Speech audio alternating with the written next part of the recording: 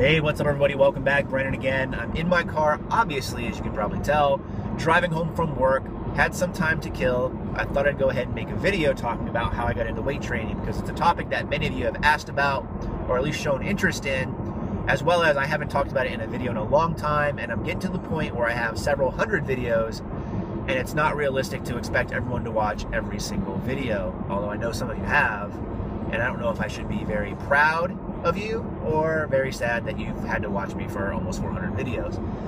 But I'm digressing a little bit, so on to the main point of how I got into weight training. And I was really introduced to the gym through basketball. So for those of you that don't know, I played high school basketball all through high school and initially went to college specifically to play basketball.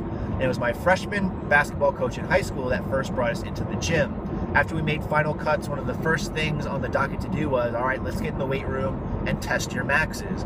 Now, I'd never stepped in a weight room before, although I had some little experience with weights.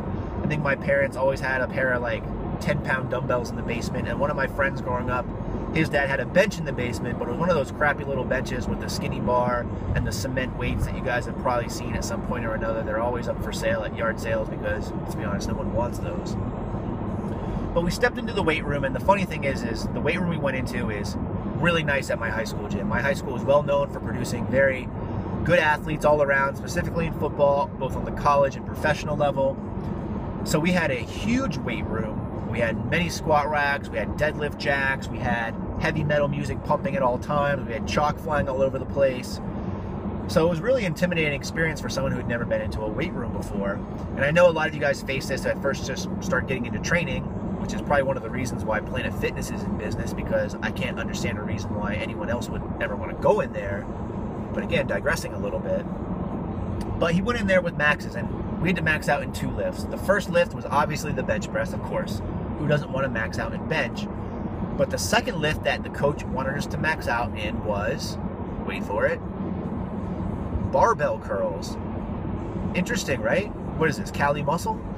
But those are the 2 lifts he had us max out in. And I'm going to tell you right now, going into it, although I was intimidated being in the atmosphere, I was always pretty confident growing up that I was strong.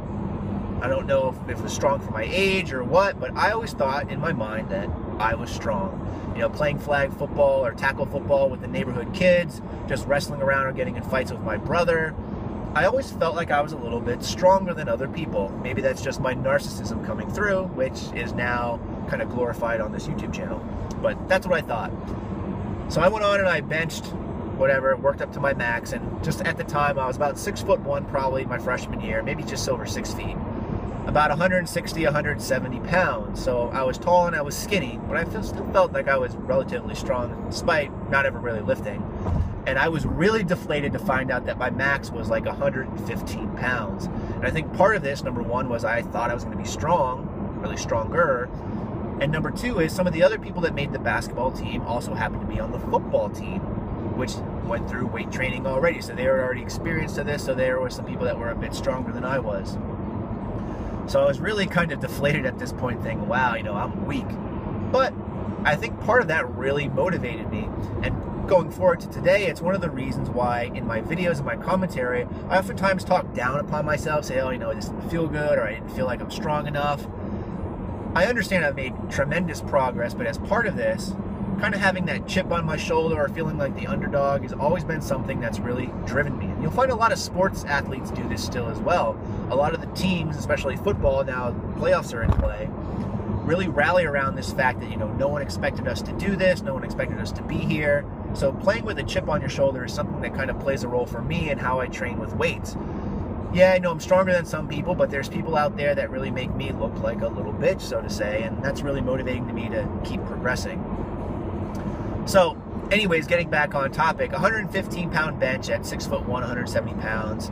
This motivated me to get in the gym more, and this is when I really started to get in the gym in pretty much every day. I think I was going to the gym 4 or 5 times per week, and also I was benching 4 or 5 times per week because I really wanted to get that up. Now, I don't remember what my 1 rep barbell curl was, but then again, I would really kind of hate myself internally if I did, because let's be honest, that's terrible. I don't know why they had us do that, but they did. So I was benching all the time, and luckily for me, not knowing anything, this wasn't necessarily a bad thing because being a newbie in the gym, most people would be best off doing full body workouts several times per week. So because I was training chest several times per week, it kind of fit in line with that, and I saw some great results. My big issue, however, was though I didn't have anyone to really tell me what to do. So my bench press form was terrible. I always benched with my elbows flared out a lot, and it's one of the reasons why I really focus on my bench work now, trying to get my form down, is because I spent so long when I was younger and growing up benching with terrible form. And I really think this has played a role in the development of both my shoulders. I know a lot of you guys ask me how I got my shoulders so big or whatever. I think a lot of that is due to bad bench form. And I think it's also played a little bit of a reason in my underdevelopment of my upper chest. Now, of course, getting away from the bro science bit of it, although I still believe that to be true, I know a lot of this is genetics, but still I can't help but think that that played a role in it.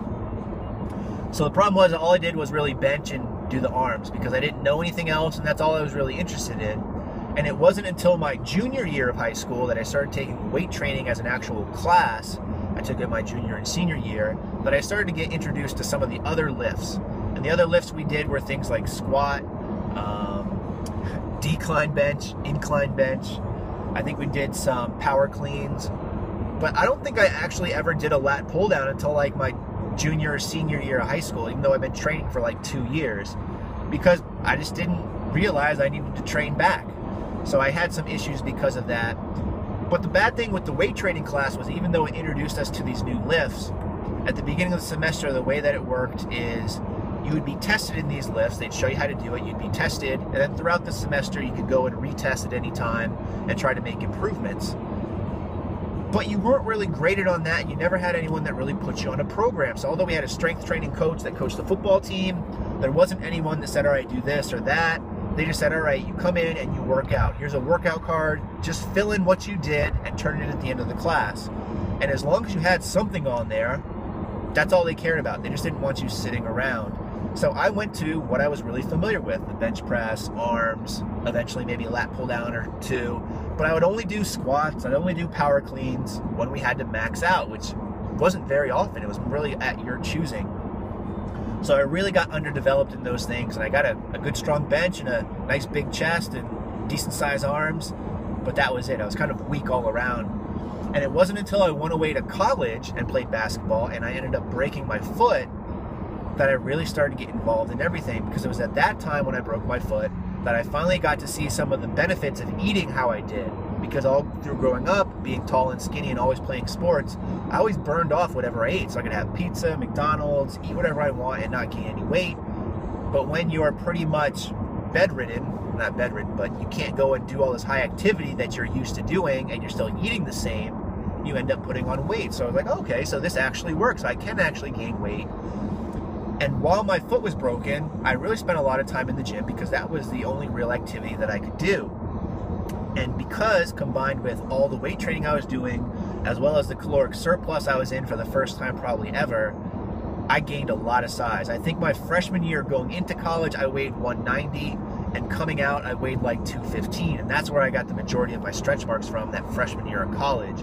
And it was at that time when I had all this free time, I started gaining weight, and I started gaining size, that I started really trying to educate myself more in bodybuilding. And this is where I saw the importance of squats and deadlifts and all sorts of stuff. And this is really where I saw the majority of my gains was my freshman year of college. So I made good progress in high school, but it wasn't until I combined that with sufficient training and the right diet that I really saw results. Now, that's not to say I still didn't fuck up a lot, because I couldn't squat for shit. My form was terrible, and that really led up to me hurting my back. But maybe we'll talk about that in another video. So that's a little information on me, how I got into weight training. That time when I started, when I was 14 or 15, that had to be 1996.